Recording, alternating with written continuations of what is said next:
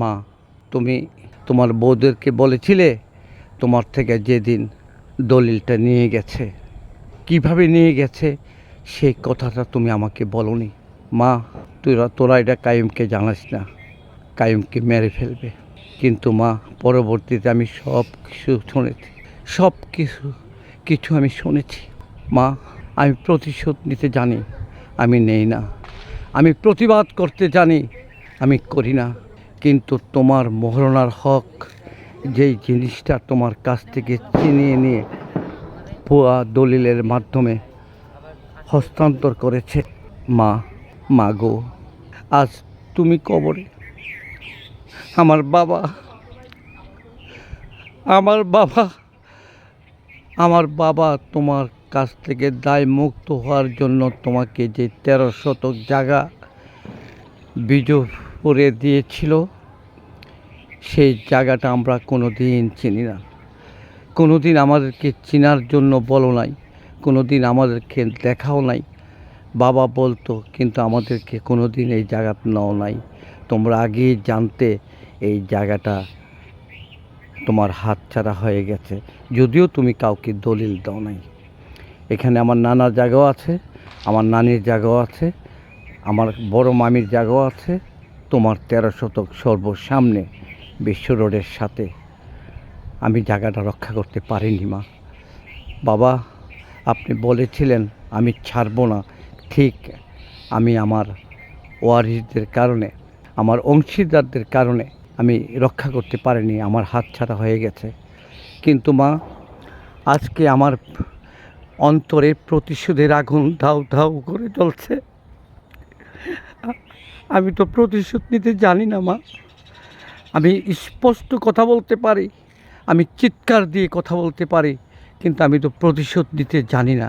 আমি তারপরও সামাজিকভাবে সর্বোচ্চ সামাজিকভাবে আমি চেষ্টা করেছি আমি রক্ষা করার জন্য, কিন্তু আমার কাছ থেকে আমার ভাই বোনদেরকে বিভিন্ন মিথ্যা আশা, মিথ্যা প্রলোভন দিয়ে সরিয়ে নিয়ে সমাজের মধ্যে আমার বিরুদ্ধে হিংস্র হায়নার মতো আমার উপরে ঝাঁপিয়ে পড়েছিল। আমি নিজেকে আত্মরক্ষা করার জন্য আমি এই একটা জায়গার থেকে সরে আমি বাড়িটা নিয়ে মাথা ঘামিয়েছিলাম। 4 ভাই 4 বোনের নামে আমি খতিয়ান সংশোধন করেছি।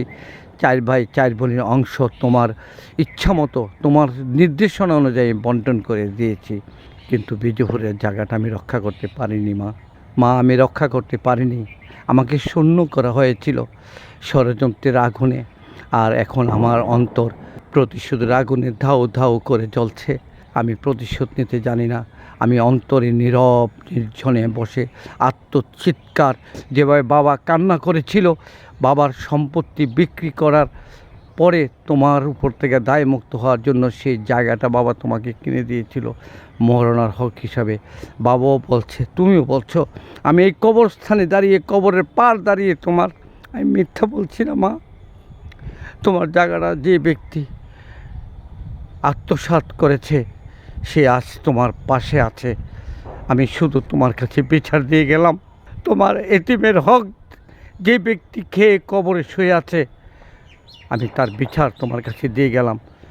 সে অনেক ভালো কাজ করেছে, অনেক মানুষের উপকার করেছে, কিন্তু বাড়িতে সে আত্মঘাতী এক অগ্নিকুণ্ডলী সৃষ্টি করে গেছে, যেখানে আজকে সবাই আগুনে পুড়ে ছাই ছাই হয়ে যাচ্ছে। মা, তুমি আমাকে দোয়া করো।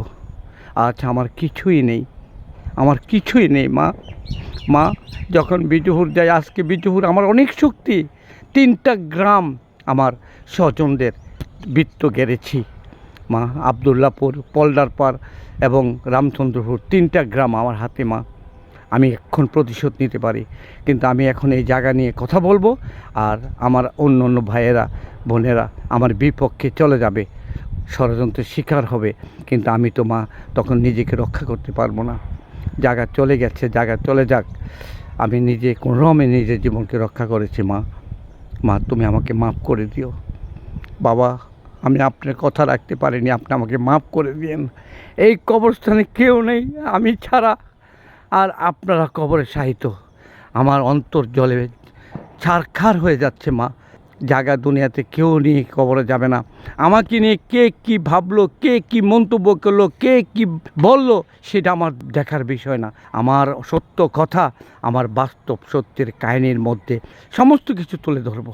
আমি আবেগ আপ্লুত হয়ে যাচ্ছি মা, আমি আবেগ আপ্লুত হয়ে যাচ্ছি, আমি চিৎকার করতেছি আমার অন্তরে, তারপর আমি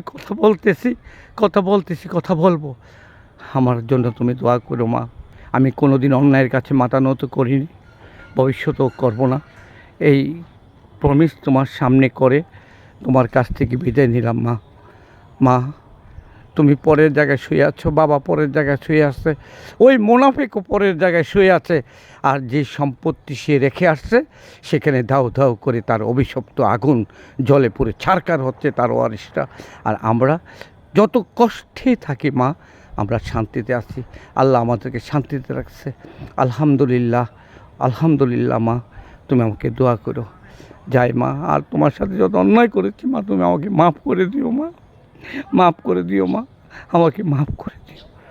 আমিন, আল্লাহুম্মা আমিন।